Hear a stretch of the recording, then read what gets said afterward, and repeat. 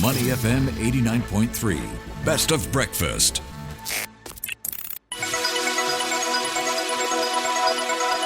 The U.S. Market Update with Money FM 89.3. Good morning. Welcome to the U.S. Markets Wrap, and we've got green on the screen. The S&P 500 rallying to record highs after President Donald Trump called for lower interest rates and cheaper oil prices. The broad market index added 0.5% to 6,119, surpassing its prior all-time closing high recorded in early December. The Dow Jones Industrial Average was the outperformer, advancing 408 points or 0.9% to 44,565, while the Nasdaq Composite squeezed out a small gain of 0.2% to 20,054. For more insights, we are joined by Dilin Wu. She is the research strategist at Pepperstone. Good morning, Dilin. How are you doing this Friday morning? Good morning, Ryan. I'm good. Thanks for having me back. How are you? I'm doing great, and great to hear from you as well. Let's talk about what is playing out so far. It looks like we are back to risk on again since Donald Trump came into the White House. Walk us through what you're taking away from the latest market action. Yes, indeed. Actually, I feel like the market seems quite positive about Trump's presidency, expecting it to boost risk assets. I mean, his plans for deregulation and tax cut could really drive the growth in sectors like banking, tech, and small to medium-sized businesses. And also the latest Q4 earnings report from big financial institutions in the U.S. like JP Morgan, Citigroup, to name a few, have been quite strong. We also saw that Netflix delivered eye-catching performance, adding to the optimism. So I would say things are looking pretty upbeat, pretty rosy at the moment. Yeah, that's a key thing at the moment. So is this going to be a short-term bounce? Will this continue for the rest of the year? Because you have a lot of uncertainty with trade policies, potential tariffs, and so on. Things could go either way, right? Yes, indeed.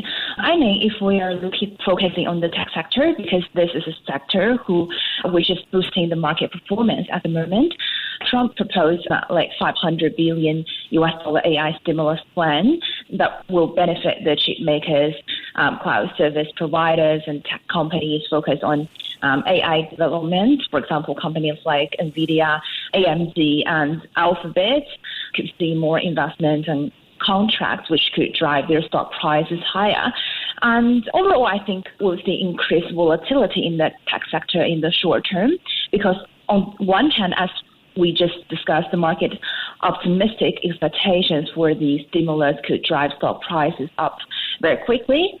But on the other, investors will need to pay attention to the details of fund allocation, actual implementation, and some updates about tariffs, which might lead to a buy the rumor, sell the news scenario. So I feel like given the current situation, I personally think U.S. stocks are more likely to experience a period of increase in the short term in quarter one. But I would still say we need to be cautious for the future movement. Yeah, how high is the risk of these tariffs impacting the bottom line of these corporates as we possibly see potentially high import costs, the costs being passed on to consumers and so on? How do you see this playing out? I feel like we still need to hear more information about Trump because he said although he will implement a 25% tariff on Canada and Mexico, 10% on China starting February 1st, and duties on European Union, but he didn't discuss about the 10 to 20% across the board tariffs and maybe like up to 6% taxes on China. So this has raised a lot of uncertainty in the market. So I would say we still need to see, or we still need to listen to further comments about his tariff policy to see the implementation on the market. All right, so about implementation of his ideas potentially in the space of oil, where he's been talking about drilling more and putting more supply into the markets. How much will that put pressure on prices? Well, right now we all can see the oil market is under strong selling pressure, and the Brent oil future already dropped for 5 straight days and now falling below like $80 per barrel. I feel like on the supply side, Trump's national energy emergency declaration and push for energy independence have been key drivers for this bearish trend, obviously, and his policies could potentially turn the U.S. into a net energy exporter, which would have long-term effects on global oil prices. And also, earlier this morning, Trump also called on OPEC to cut oil prices. So OPEC Plus is still under quite a lot of pressure to boost production, which could keep prices low for a while. But that said, if the U.S. increases exports or strikes new trade deals with major oil producers, it would give prices a boost somehow.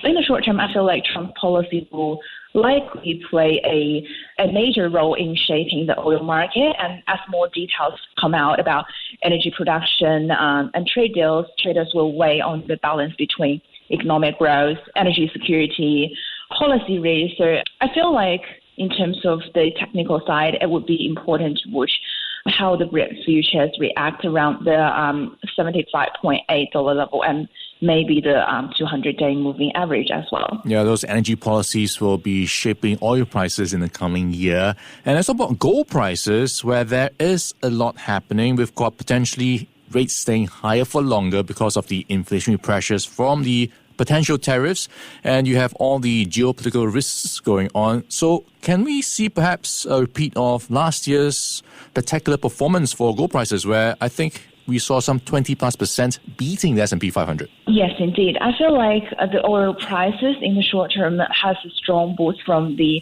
Trump's vague statement on some tariff policy, especially for the much discussed across the board tariffs and additional taxes on China.